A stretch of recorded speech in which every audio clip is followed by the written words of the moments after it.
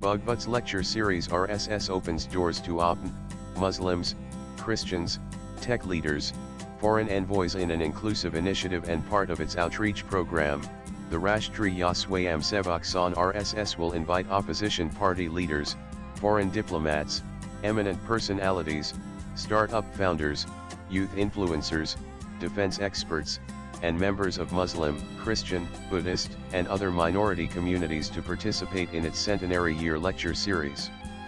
A senior RSS functionary confirmed that the organization is reaching out to leaders from opposition parties. The list of foreign embassies has been finalized, excluding Pakistan and Bangladesh.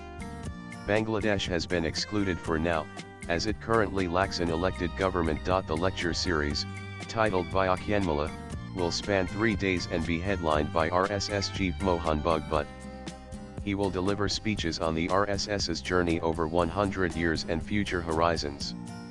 On the final day, Bhagwat will also take live questions from the audience, which will include esteemed personalities from various sections of society, foreign diplomats, and politicians. The series will commence in Delhi, followed by Bengaluru, Kolkata, and Mumbai, with sessions extending into NCR and several North Indian states to ensure broader regional participation.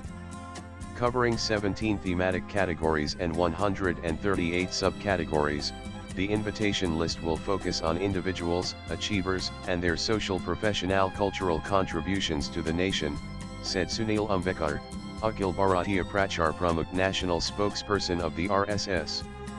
The lecture series will address ideas central to India's new generation, youth, and entrepreneurship, women's empowerment and leadership, national security, cultural identity, decolonization of institutions and practices, along with social harmony, he added. Swipe left for next video. Significantly, this platform is not just for allies but an open intellectual space.